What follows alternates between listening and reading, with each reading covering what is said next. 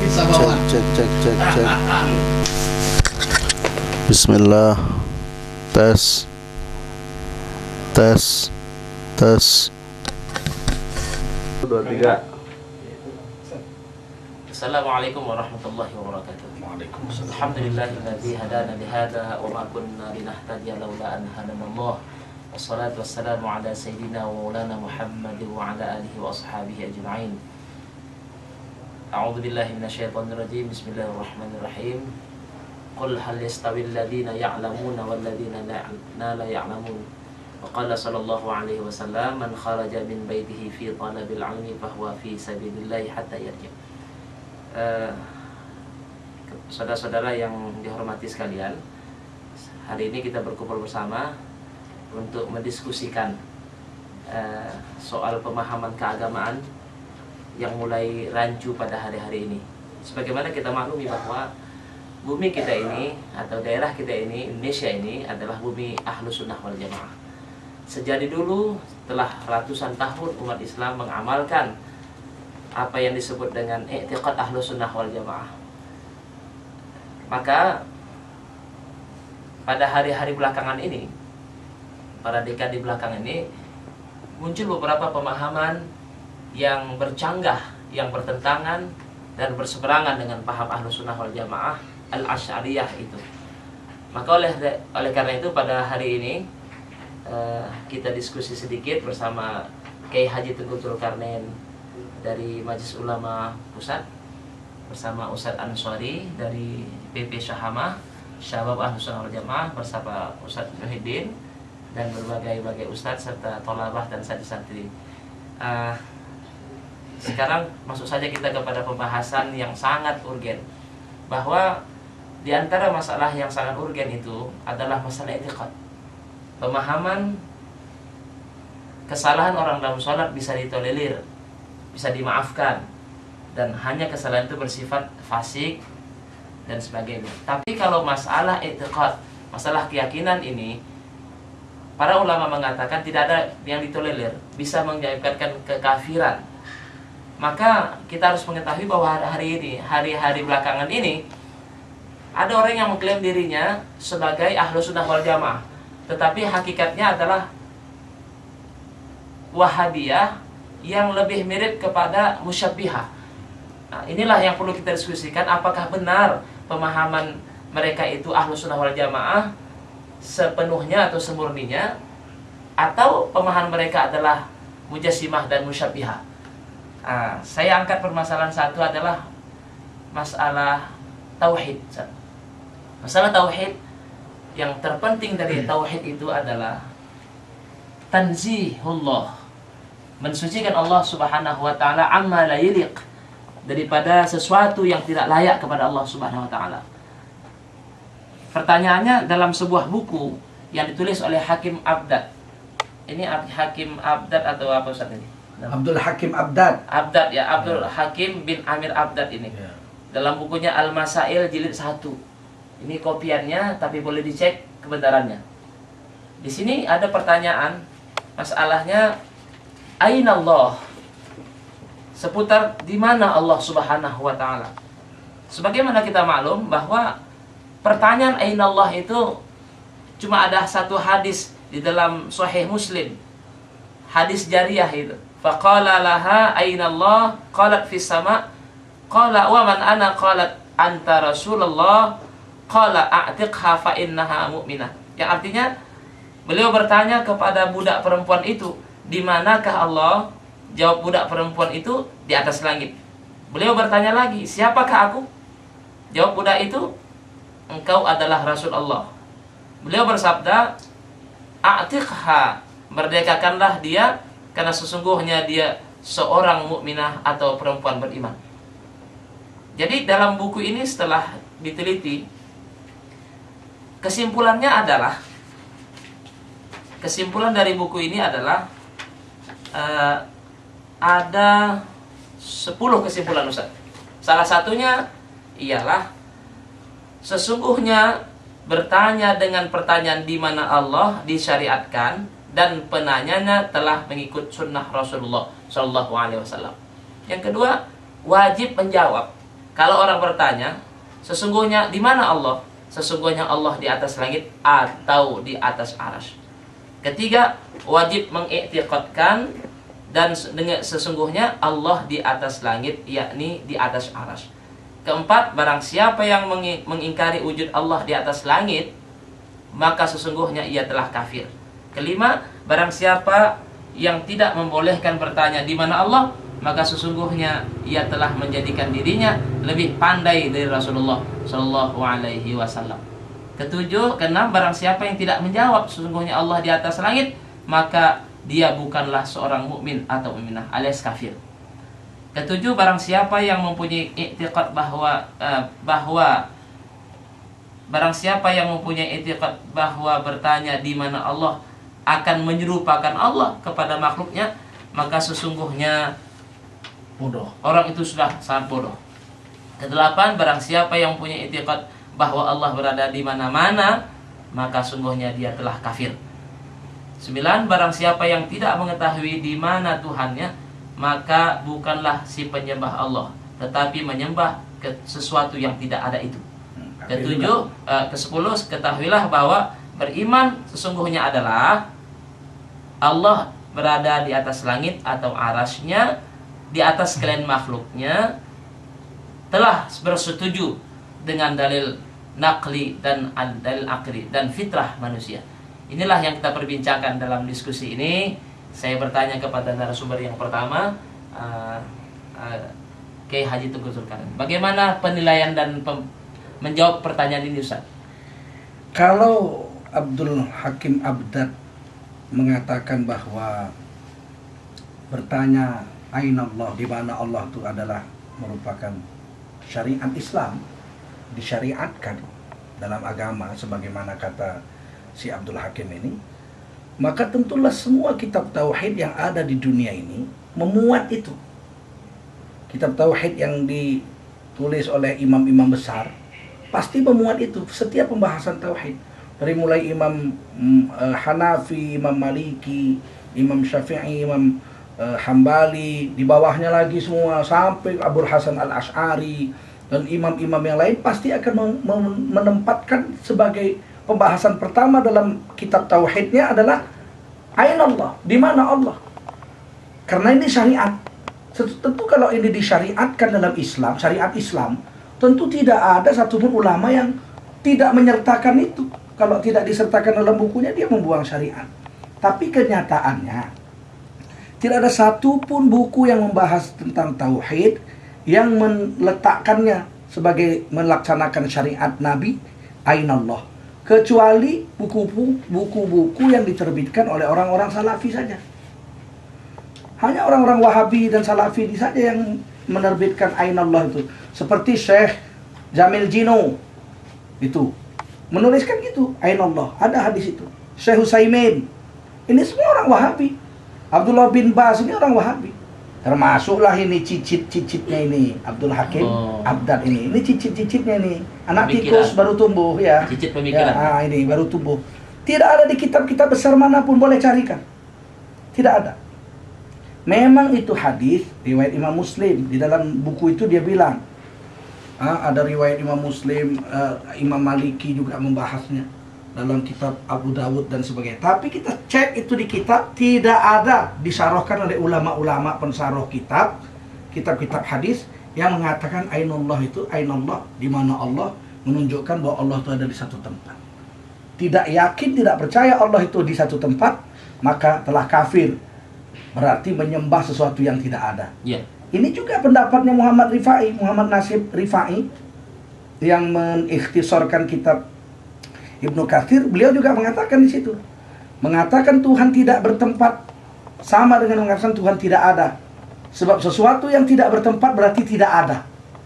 Dia lupa bahwa ketika tempat ini belum ada, Allah udah ada. Huwal awwal, Allah yang awal, wal akhir, wal zahiru wal batin. Ketika belum ada apapun belum ada. Arsy belum ada, kursi belum ada, dunia, langit, semua belum ada. Wal awwalu, Allah udah ada. Baru kemudian Allah ciptakan. Allah ciptakan aras, Allah ciptakan air, Allah ciptakan langit, Allah ciptakan kursi, Allah ciptakan bumi, segala macam makhluk Allah ini. Allah tetap ada juga. Mustahil ketika tidak ada apa-apa Allah sudah ada. Tanpa tempat, sebab tempat belum ada. Tiba-tiba Allah jadikan aras, terus Allah nangkring di aras. Berubah dong sifat Allah. Dari tidak bertempat menjadi bertempat di aras atau di langit. Kalau berubah sifat Allah bukan Allah. Sebab Allah sifatnya nggak pernah berubah. Dari awal sampai hatta yaumal akhir, tidak pernah sifat Allah SWT berubah. Ini tauhid, bukan tauhid ahli sunnah. Dengan tegas saya katakan ini adalah tauhid Wahabi, tauhid Salafi. Sekarang ngaku Salafi, akhir-akhir ini sudah ngaku ahlu sunnah. Sebab sudah busuk, nama Wahabi sudah busuk. Semua ulama sedunia sudah menyerang. Salafi juga sudah busuk, seluruh ulama sudah menyerang. Sekarang tukar bulu, ahlu sunnah wal jamaah. Tapi ahlu sunnah wal jamaahnya paham Wahabi. Tuhan duduk di langit, duduk di aras, duduk di langit. Sepertiga malam turun. Idza baqiya thuluthul lail nazalallahu azza wa jalla ila sama'id dunya. Sepertiga malam turun ke bumi. Nanti kalau udah fajar katanya Tuhan balik lagi ke langit. Ini akidah aneh ini. Sedangkan dunia ini bulat. Dunia ini bulat. Di Jakarta sepertiga malam, jam 2 malam Tuhan turun menerima doa. Oh, itu bizatihi. Turunnya itu bizatihi. Tidak percaya Tuhan turun bizatihi, kafir. Sama, cepat sekali memang mereka mengkafirkan. Jadi Tuhan turun bizatihi, laisa bi'ilmihi, laisa bibasarihi, enggak ada. Bukan karena ilmunya, bukan dengan ilmunya, dengan penglihatan tidak. Dengan penglihatannya tidak. Bukan rahmatnya tidak. Kita akidah Ahlussunnah wal Jamaah mengatakan yang turun rahmat Allah. Dia bilang enggak, Tuhan betul-betul turun bizatihi. Berarti ditinggalkan Allah lah arasnya. Sampai subuh, sampai fajar. Dia lupa bahwa ketika Jakarta fajar, Padang belum. Masih malam, sepertiga malam. Jadi Tuhan mau balik nggak bisa. Padang masih menjerit-jerit orang doa. Tuhan mau jawab dulu. Di langit dunia yang paling rendah. Padang subuh, Aceh belum. Malaikat nanya, loh Tuhan pulang ke aras. Sabar dong. Ini Aceh kan belum subuh. Nah ketika Aceh subuh, Tuhan mau balik. Tapi Bangladesh belum subuh. Terpaksa Tuhan nunggu lagi di langit. Ketika Bangladesh sudah subuh, Tuhan mau balik, India belum subuh. Masih nunggu India. Pakistan belum subuh. Pakistan subuh, Arab belum. Arab Saudi sudah subuh, Maroko belum. Maroko sudah subuh, Eropa belum. Eropa sudah subuh, Amerika belum. Akhirnya Tuhan nyangkut di langit dunia, nggak balik-balik lagi ke aras. Ini akidah gila. Ini bukan Ahlussunnah wal Jamaah. Ini akidah musyabbihah. Diserupakannya dengan Allah, Allah dengan makhluk. Disemisalkannya. Makhluk itu kalau tidak ada tempatnya bukan makhluk.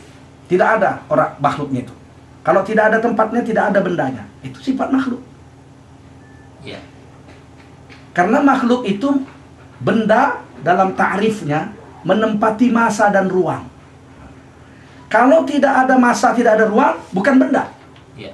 Nah Allah SWT dia mesti di langit. Kalau tidak di langit, berarti Allah tidak ada. Berarti Allah itu menempati masa dan ruang. Kalau begitu orang Salafi ini menganggap Tuhan adalah makhluk.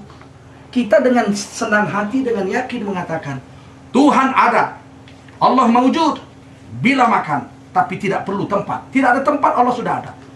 Andai kata tempat hancur semua, Allah tetap ada. Allah mawjud bila zaman, Allah ada tanpa waktu, tanpa masa. Tidak menempati ruang dan tidak menempati masa. Itu baru Tuhan, itu baru Allah. Menempati ruangan dan menempati masa, percayalah seluruh makhluk sedunia akan mengatakan itu adalah benda. Bahasa Arabnya makhluk. Oke Ustaz, saya kembali kepada permasalahan Wahabi dan Salafi. Wahabi dan Salafi ini satu pemahaman yang oleh orang sementara di kalangan orang Islam dikatakan sebagai yang memurnikan tauhid. Di dalam buku New World of Islam, Dunia Baru Islam, dikatakan bahwa tauhid Salafi, tauhid Wahabi adalah tauhid memurnikan. Baru-baru sini di Medan juga ada penulis itu saat hari Jumat, kalau tidaklah karena orang-orang Wahabi akan penuhlah berhala itu di Makkah kembali. Bagaimana pandangan Ustaz? Ini penipu-penipu orang-orang Wahabi penipu-penipu yang memakai gaya-gaya PKI, Partai Komunis Indonesia. Oh. Ribuan tahun Mekah itu tidak dikuasai Wahabi. Wahabi itu baru berkuasa abad ke-19, tahun 1800 sekian. Tidak pernah ada berhala, zaman Turki gak pernah ada berhala di Mekah. Mana? Patungnya siapa? Patungnya Raja Muhammad Al-Fatah II. Gak ada di Mekah patung selama kekuasaan Turki. Malah orang naik haji gratis, makan, minum, hotel gratis zaman Turki. Malah setelah Salafi Wahabi berkuasa, hotel termahal di dunia bukan di New York. Hotel termahal di dunia itu bukan di Tokyo. Hotel termahal di dunia bukan di London. Hotel termahal di dunia adalah di depan Ka'bah, di Mekah, di Madinah. Itu hotel termahal di dunia. Sendal jepit 1 7 rial. 7 rial itu 30.000 hampir uangnya. Ya, saya sebetulnya Ustaz agak ragu dengan Salafi ini Ustaz, dengan Wahabi. Berdirinya negara Makkah itu atas perkasa siapa Ustaz? Berdirinya Mekah ini atas prakarsa Muhammad bin Abdul Wahab, bekerja sama dengan Raja Saud, Ibnu Saud, dibantu oleh orang-orang Yahudi yang berkuasa di Inggris. Ketika itu Inggris dikuasai Yahudi. Intelektual Yahudi ada di Inggris. Sebagaimana Amerika sekarang dicengkeram oleh Yahudi, begitulah Inggris masa itu. Sehingga orang-orang Inggris inilah yang bersatu padu membantu perjuangan si Ibnu Saud dengan Abdul Wahab ini mendirikan negara di Mekah dan mengusir orang-orang Ahlul Bait Rasul. Orang-orang Quraisy diusir, pindah ke Jordan. Kemudian diusir itu khilafah Islamiyahnya Turki, diusir juga. Sehingga akhirnya mereka mengganti Mekah yang dulu disebut kampung Rasulullah itu diganti menjadi kerajaan Saudi Arabia. Jadi kampungnya Ibnu Saud. Kampung Rasulullah itu sudah dibuang. Sekarang Mekah itu jadi Saudi. Kampungnya si Saud. Bukan kampungnya Rasulullah lagi. Begitu jahatnya mereka ini. Dan mereka ini sangat benci kepada semua yang berbau Rasul. Iya. Asal ada berbau Rasulullah dihancurkan. Tengok ya, seluruh kuburan sahabat diratakan sehingga nggak ada lagi nama-namanya. Batu nisan tidak ada lagi nama. Dulu ada namanya, sekarang tidak ada. Tempat Nabi lahir dihancurkan. Jadi tempat parkir unta. Sekarang jadi perpustakaan, sekarang sudah dihancurkan. Ya. Kemudian tempat Nabi nikah dengan Khadijah sudah jadikan hotel, hancur lebur, tidak ada lagi. Mangkok tempat minum Nabi dulu diikat itu di sumur Zam-Zam itu, diikat itu di tiang sumur Zam-Zam. Itu digranat. Sebab banyak orang kalau minum sambil nangis, ya Rasulullah. Dicium-cium itu mangkok, ya Rasulullah. Orang itu bilang, ini bukan Rasul, ini mangkok. Syirik, dihancurkan.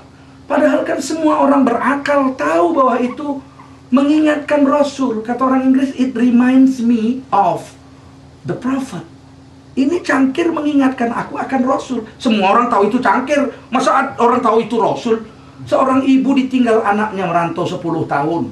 Tiba-tiba yang datang hanya surat. Ibu saya miskin, gak bisa pulang.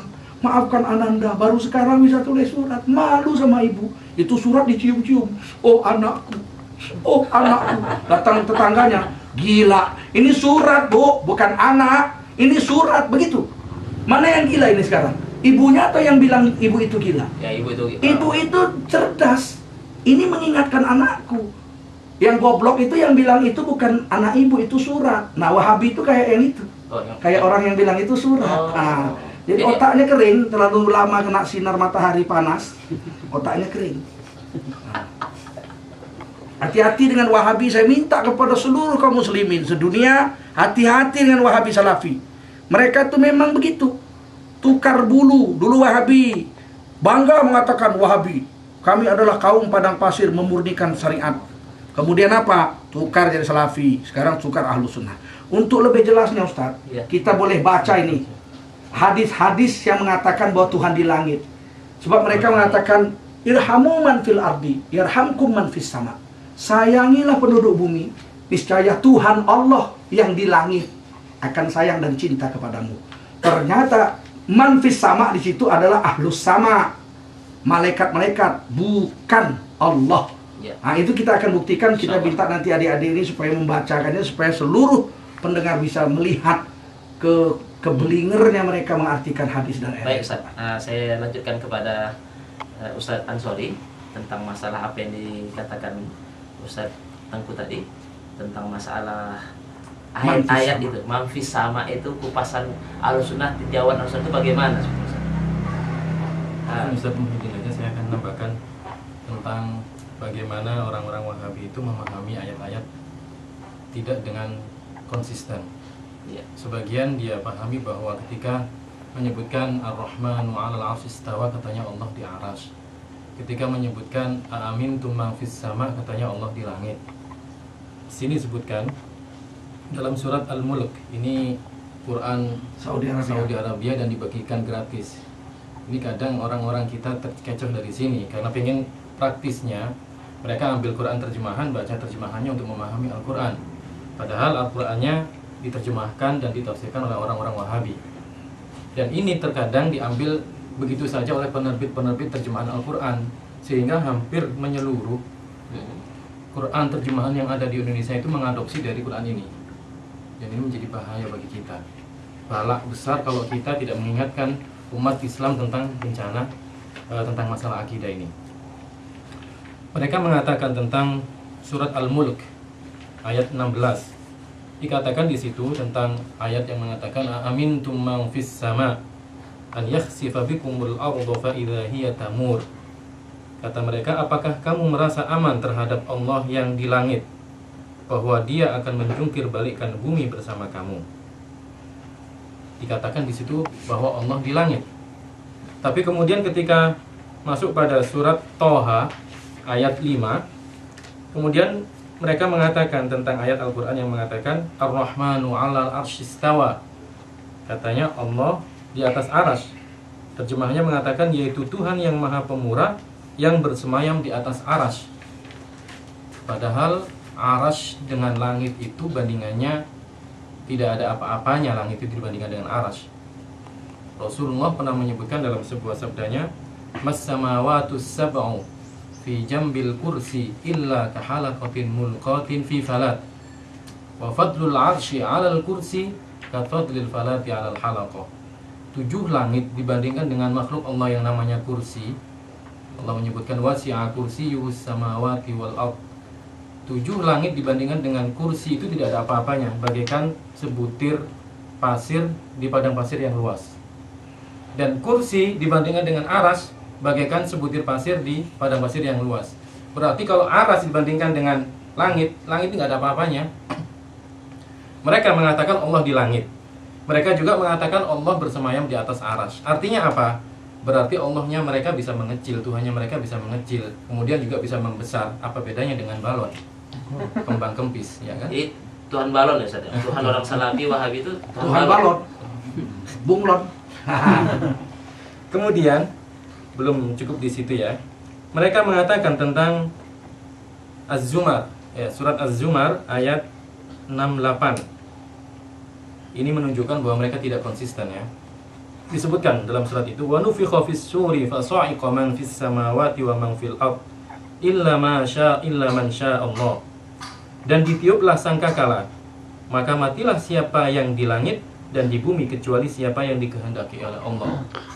Kalau dikatakan Tuhan mereka di langit, berarti kan juga ikut mati kan? mati dong. Fasa'iqa man fis sama, fasa'iqa man fis samawat, berarti juga ikut mati. Tapi mereka tidak mengatakan di sini Tuhan. Ya, maka yang di langit. Ini kan berarti pelimpan. Tadi mengatakan Tuhannya di langit, sekarang di sini tidak disebutkan Tuhannya di langit. Sama juga dalam surat Al-Anbiya kalau tidak salah ya.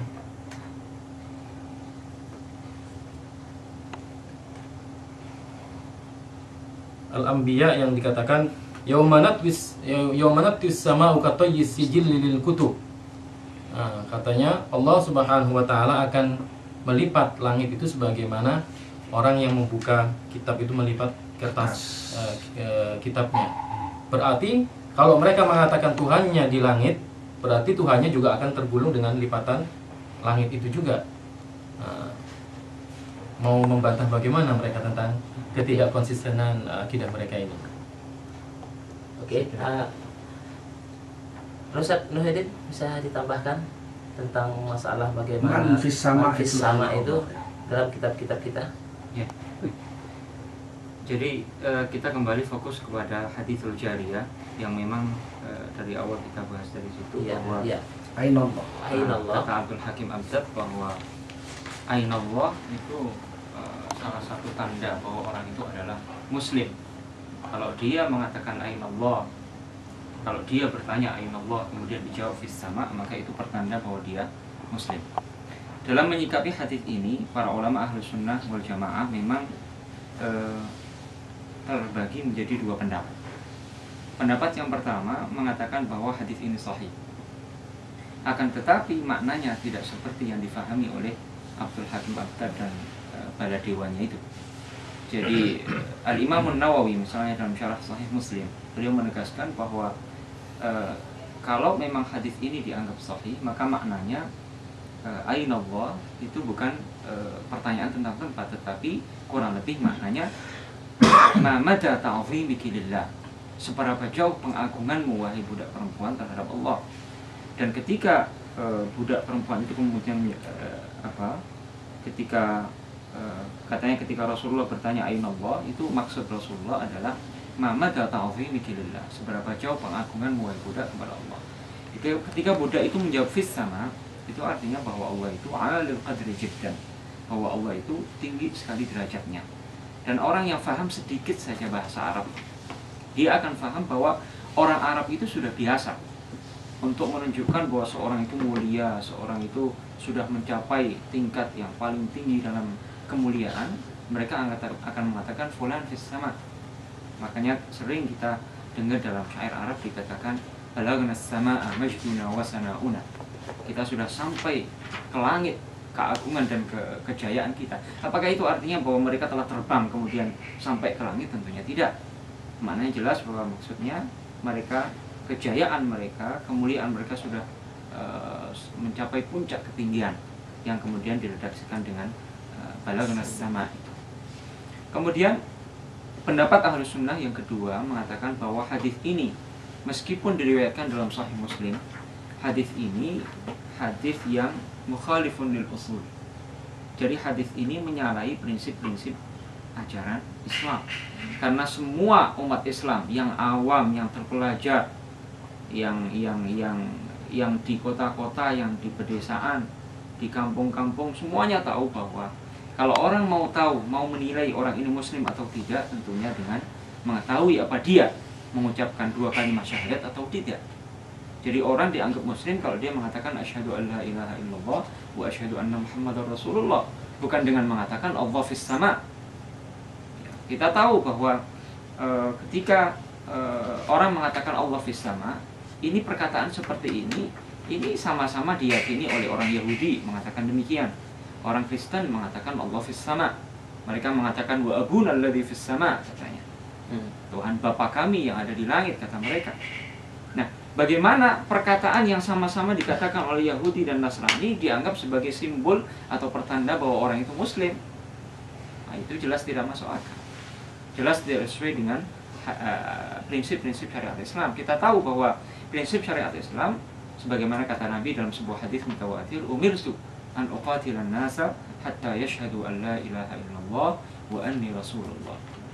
Bahwa saya diperintahkan untuk memerangi orang hingga mereka meyakini bahwa tidak ada yang berhak disembah selain Allah dan bahwa Muhammad adalah Rasulullah.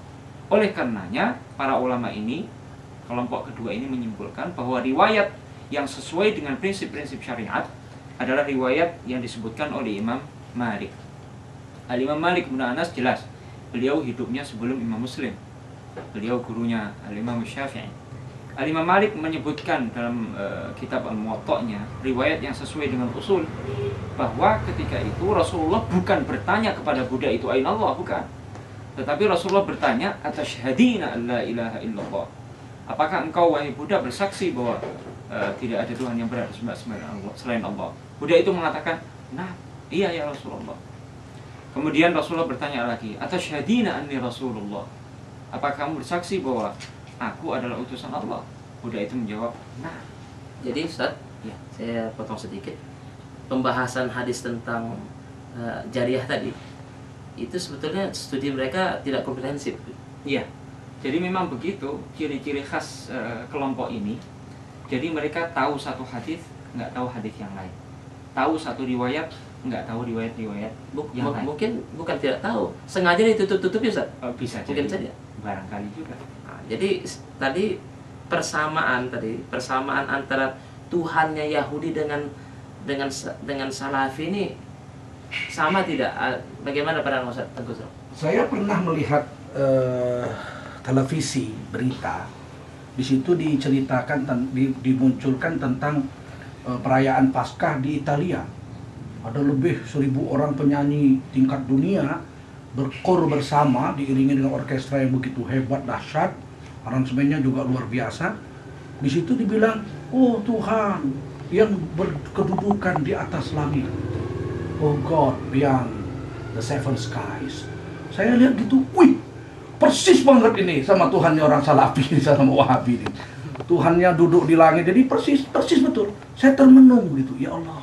Tuhan orang Kristen, Tuhan orang Yahudi persis sama Tuhannya Salafi. Mereka mengatakan Nabi Isa wa rafa'ahu ilaih. Nabi Isa diangkat, diletakkan di sisi Allah, ilaihi. Jadi Nabi Isa itu diangkat di buku Al-Qayyim Abdan itu dibilang Nabi Isa itu salah satu dalil Tuhan di atas. Nabi Isa diangkat ilaihi, kepadanya. Berarti pas kayak orang Yahudi. Orang Nasrani bilang apa? Tuhan Allah itu. Di sebelah kirinya Yesus Kristus, sebelah kanannya Ruh Kudus. Wa rafa'ahu ilaihi. Nabi Isa diangkat kepadanya, itu ada di halaman itu. Al-Masailnya si Hakim Abdad ini. Jadi persis sekali Tuhannya Bani Israel sama Tuhan Sun Gokong juga. Ya. Persis. Duduk dikelilingi malaikat-malaikatnya di langit, di atas arash. Persis. Walaupun dia bilang kita tidak tahu duduknya, kita tidak tahu caranya, tidak. Kenyataannya Tuhannya itu di langit. Boleh ditunjuk-tunjuk. Dia bilang begini, kalau Tuhan tidak ditunjuk di atas katanya, berarti tidak melaksanakan syariat Islam, kan gitu, menunjuk Tuhan di atas. Padahal kalau Ahlussunnah wal Jamaah, kalau Tuhan di atas, berarti di kanan ada Tuhan, di kiri tak ada Tuhan, di bawah tak ada Tuhan.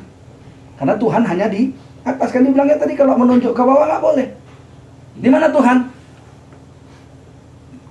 Kafir. Ya, menghina. Kafir, melanggar syariat. Oh iya. Lebih pandai dari Nabi berarti kafir, murtad dong. Merasa lebih pandai dari Nabi, murtad dalam Islam. Jadi harus kemana Tuhan? Sana. Berarti sana tidak ada Tuhan, sana tidak ada Tuhan. Tunjuk kalau di mana Tuhan, tunjuk di sana, kafir. Tunjuk di sana, kafir. Orang Salafi ini kalau menikah bagaimana, Ustaz? Harus nanya-nanya dulu kalau gitu, Ustaz. Nah itu karena kalau dia mengkawini orang yang nanti bilang Tuhan di mana, nggak di sana tunjuknya, nggak sah nikahnya, kafir. Jadi kita pun sama orang Salafi ini harus hati-hati. Anak gadis kita kalau mau dikawini orang Salafi, ini bilang kami tidak mengiktikadkan Tuhan di langit. Wah, tapi nggak apa-apa Pak, anak bapak cantik saya kawini juga, nggak sah. Kawin sama orang kafir. Ini bahaya ini. Jadi saya kalau ditanya itu tentang Tuhan Salafi itu sama dengan Tuhan Yahudi dan Nasrani, jelas sama. Berkedudukan di langit, dikelilingi oleh para malaikatnya. Bahkan Nabi Isa wa rafa'ahu ilaih, diangkat ke sisi Tuhan. Persis kalau diterjemahkan lekter-lek begitu, ya persis kayak orang Nasrani. Ini di Sarah Muslim, apa yang dibilang adik kita tadi itu adalah di halaman 1808 ya. Dalam Sahih Muslim, Sarah Muslim juzuk yang ketiga ya, halaman 1808 itu dikatakan ya ini ya, Imam An-Nawawi Sarah Muslim jilid 3 halaman 1808 dikatakan di situ memang artinya dua. Yang pertama adalah iman kepada arti ya dengan i'tiqad sesungguhnya Allah itu tidak ada yang sama dengannya, laisa kamitslihi syai'. Kalau dibilang pun Tuhan di atas aras bukan berarti berkedudukan bertempat, jihad tidak. Kalau bertempat berarti sama dengan makhluk, semisal dengan makhluk. Yang kedua wasani katanya takwil. Ya ditakwil artinya itu sesuai dengan keagungan Allah Subhanahu wa taala. Jadi kalau bagi tuan-tuan yang mau melihat boleh dilihat di Sarah Muslim ini jilid 3 halaman 1808. Di sini kelihatan bahwa Abdul Hakim Abdad ini menggunakan hadis Muslim, tapi mensarohkannya menurut akalnya sendiri, tidak menurut ulama-ulama yang ada yang besar. Jadi dia tidak ahli tafsir hadis. Ini penipu. Penipu. Ini dia harusnya dia pakai kitabnya. Kalau ini Sahih Muslim mengatakan begini, Sarah Muslimnya begini. Ini tidak. Hadisnya ada di Sahih Muslim. Hadisnya ada di Sahih Abu Dawud. Tapi sarahnya Setelah dicek berapa ya? ternyata tidak seperti itu. Tidak dikatakan Tuhan bertempat di langit. Hadis itu tidak seperti itu. Seperti Jadi yang paling tahu hadis Muslim itu Imam Muslim sendiri. Imam Muslim lah dengan Imam Nawawi. Nggak mungkin Abdul Hakim Abdal ini bukan imam, mami nih, mami. Bukan imam kalau dia nih. Dia tidak Jadi imam. kalau Mirza Ghulam Ahmad itu nabi, kalau Mirza Ghulam Ahmad bukan nabi Ustaz ya. Jadi Ya, itu salah titik kalau Salah titik Mirza. Itu kan nabi tulisannya nun titiknya di atas. Oh, gitu. Ba titiknya di bawah, ya titiknya 2 di bawah. Nabi. Dia nun tapi titiknya di bawah. Oh. Babi. Oh. Kalau ini bukan imam, dibalik, mami. Ini mami. Mami. Oke lah, menarik ya bincang-bincang kita pada kesempatan hari ini. Saya akan tambahkan Ustaz. Sebetulnya Ustaz tentang masalah halus takwil ini seperti la ya'lamuna ta'wilahu ilallah wa rasikhuna fil ilm. Saya bertanya kepada Ustaz Ansori ini bagaimana pandangan beliau tentang ayat ini menurut Ahlus Sunnah wal Jamaah Asy'ariyah Ustaz. Rasulullah Shallallahu Alaihi Wasallam pernah mendoakan Ibnu Abbas, ya, Allahumma alimhul hikmah wa ta'wil al-kitab. Artinya bahwa Rasulullah sendiri sudah memberikan isyarat tentang dibolehkannya adanya takwil. Jadi yang dimaksud takwil itu adalah memalingkan Tahwilul ma'nal asli, makna yang harfiah ke makna yang makna yang sesuai dengan keagungan Allah. Ya. Itu artinya. Jadi kayak ayat fa aina ma tuwallu fathamma wajhullah, itu kata wajah, makna zahirnya, makna harfiahnya adalah muka, wajah. Tapi kemudian kalau itu diterjemahkan dengan wajah, maka tidak sesuai dengan keagungan Allah. Yang pasti kemudian ada serupaannya dengan makhluknya, sehingga kemudian harus ditakwil. Ya. Para ulama khalaf itu kemudian menakwilnya dengan wajah diartikan dengan kiblatullah. Bahkan ulama salaf pun juga mengartikan kiblatullah. Karena dalam masalah takwil ini ada dua pendapat. Ada namanya takwil ijmali dan ada namanya takwil tafsili. Takwil ijmali itu adalah takwil secara global. Ini banyakkan dilakukan oleh para ulama salaf. Mereka meriwayatkan hadis atau ayat-ayat Al-Qur'an yang mutasyabihat itu sebagaimana adanya. Ar-Rahmanu 'alal 'arsy istawa. Kata mereka istawa, ya istawa, jangan diartikan yang lainnya. Itu namanya apa? Takwil ijmali. Karena tidak diartikan secara harfiah. Nah, para ulama khalaf itu lebih cenderung untuk memakai metode takwil tafsili. Artinya takwil itu kemudian dijelaskan apa arti istawa. Istawa adalah qahara, menguasai arsy. Apa arti wajah dalam fa aina ma tuwallu fatamma wajhullah, diartikan kiblat. Amintum man fis sama, itu pun juga kemudian diartikan bukan Allah yang di langit, tapi malaikat. Ahlus sama, sebagaimana hadis Rasulullah mengatakan irhamu ahlal ardi yarhamkum ahlus sama.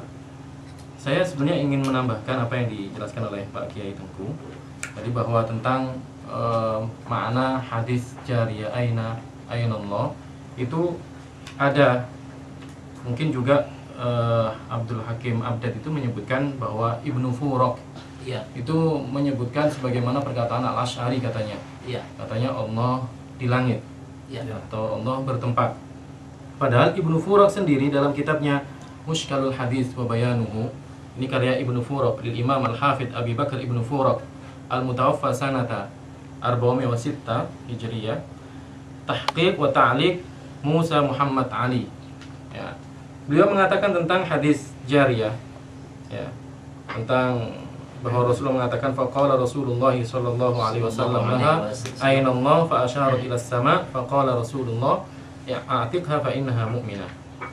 Beliau mengatakan inna ma'na qawlihi sallallahu alaihi wasallam aina Allah isti'lamun limanzilatihi wa qadrihi 'indaha wa fi qalbiha. Isti'lam itu adalah pengakuan, ya, bahwa ya, pemberitahuan bahwa Allah itu tinggi sekali derajatnya menurut perempuan ini, Jadi berarti kan ditakwil. Ibnu Furaq sendiri ini yang mengartikan Laisa seperti itu. bima'na jihad. Bukan berarti jihad. Ya.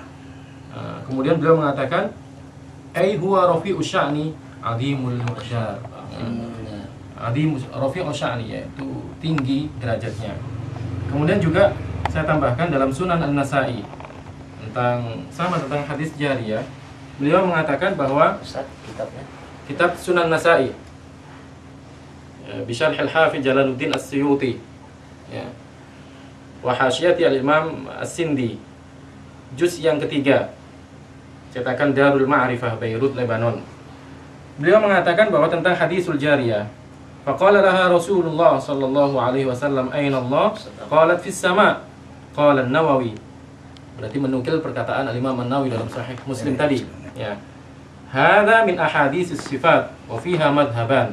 Ini termasuk hadis-hadis sifat tentang Allah Subhanahu wa taala. Ada dua pendapat. Ahaduhuma al-iman min ghairi haudin, min ghairi khaudin. Itu iman tanpa kemudian kita mencari tahu lebih dalam dari makna itu. Sudah iman, yakin. Titik. Ini berarti masuk dalam takwil ijmali tadi, takwil secara global. Ma'atiqadi anna Allah laisa kamitslihi syai' wa tanzihi an simatil makhluqin. Wa tsani ta'wiluhu bima yaliqu bihi. Faman qala bihadza qala kana al-muradu bihadza imtihanuha hal hiya muwahhidah tuqirru bi anna al-khaliq mudabbir al-fa'al huwa Allah wahda wa huwa alladhi idza da'ahu da'i istaqbala as-sama' kama idza shalla lahu al-musalli istaqbala al-ka'bah. Ya, itu. Ya, sama ketika kita berdoa kita mengadahkan tangan ke atas bukan berarti Tuhan Allah di atas. langit. Ketika kita sholat menghadap kiblat Ka'bah bukan berarti Allah di dalam Jadi Ka'bah. saya tambahkan, memang sudah pasti dalam i'tiqad kita dari dulu sampai sekarang, karena al-aslu fil kalam al-haqiqah. Kalau bicara soal perkataan yang asal adalah hakikat, kecuali nggak bisa diartikan dengan hakikat, ya Ustaz, ya kan? Dan dalam kitab Jarh Tauhid dikatakan wa kullu nassin aw hamat tashbiha aw wilhu aw fawid warum tanziha. Itu kaidah yang sudah baku dengan kita, atau i'tiqad yang sudah baku. Tapi saya ingin menambahkan, Ustaz, kenapa Wahabi ini berpikir tentang hadis sifat itu diartikannya zahirnya? Sebetulnya apa yang mau diambil mereka dengan ini, Ustaz? Kembali kepada permasalahan Yahudi atau tidak tadi, Ustaz? Oke. Jadi memang begitu, ketika ada hadis-hadis yang zahirnya menunjukkan Allah ada di arah atas, itu mereka mengatakan nggak boleh ditakwil, harus diambil secara zahirnya. Tapi giliran nanti ada hadis-hadis yang zahirnya menunjukkan Allah ada di Ka'bah, Allah ada di hadapan orang yang sholat dan Ka'bah, atau Allah lebih dekat daripada punggung atau leher hewan tunggangan, maka mereka katakan harus ditakwil. Padahal kita tahu misalnya tentang hadis dalam Sahih Al-Bukhari. Ini tentunya karena dia diriwayatkan oleh Bukhari, as-sahhu isnadan min hadits al-jariyah alladhi rawahu Muslim. Jadi hadis ini diriwayatkan oleh Bukhari, ya, tentunya lebih kuat sanadnya daripada hadits al-jariyah yang hanya diriwayatkan oleh Imam Muslim. Imam Bukhari meriwayatkan bahwa Rasulullah sallallahu alaihi wasallam bersabda, "Idza kana ahadukum fi salatihi fa innahu yunaji rabbahu fala yabsuqanna an fi qiblatihi wala an yaminihi fa inna rabbahu bainahu wa bain qiblatihi."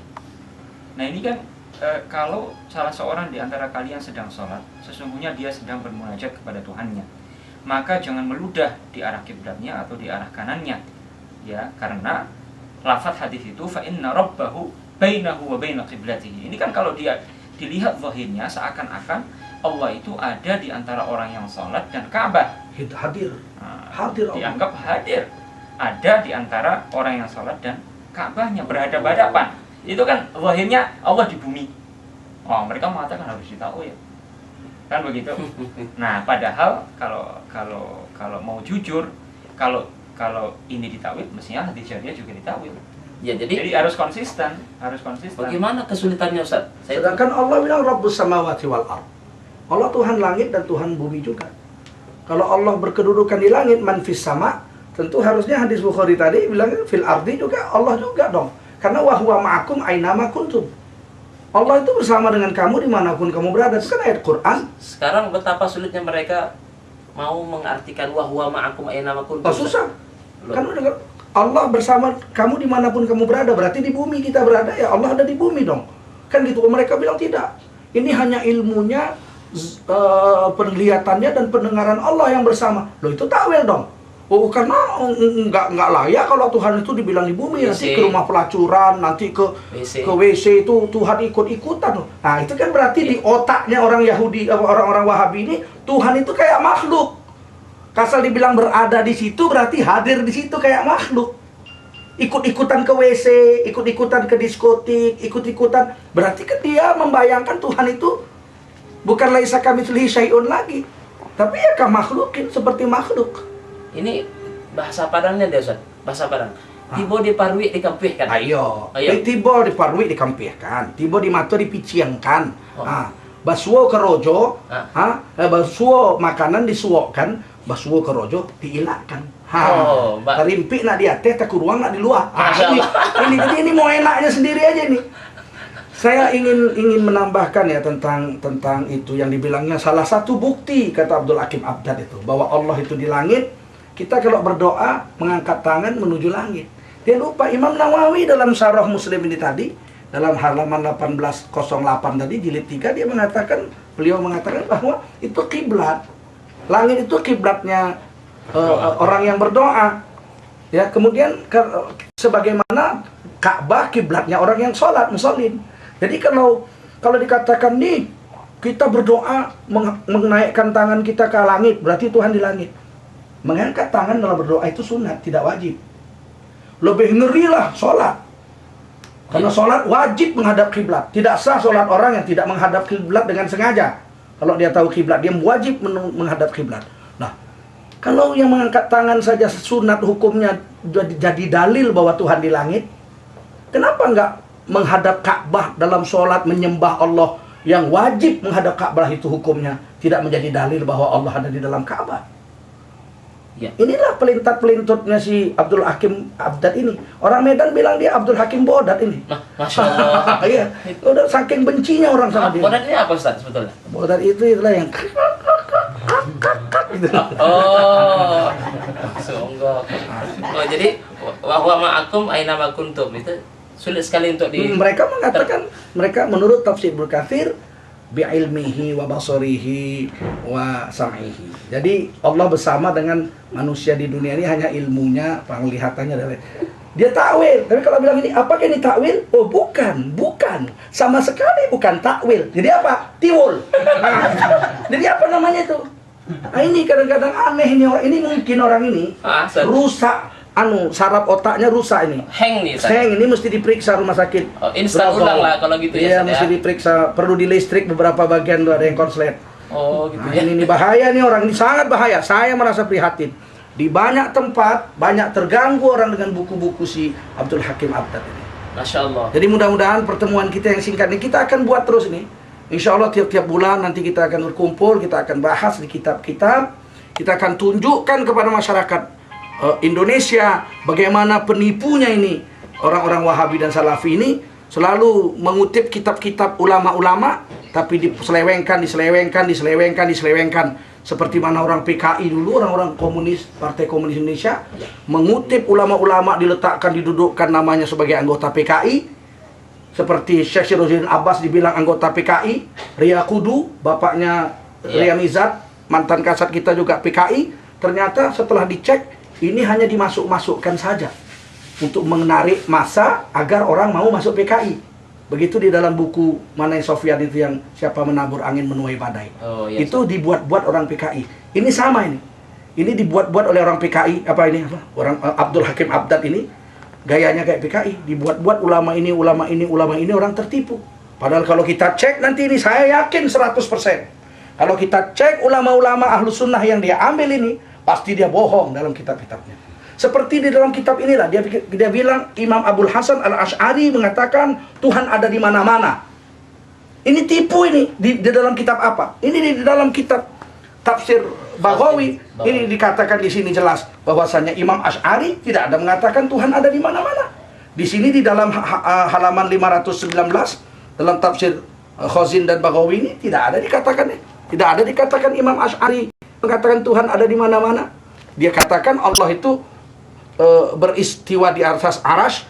Istawa itu dikatakan tidak ada diartikan.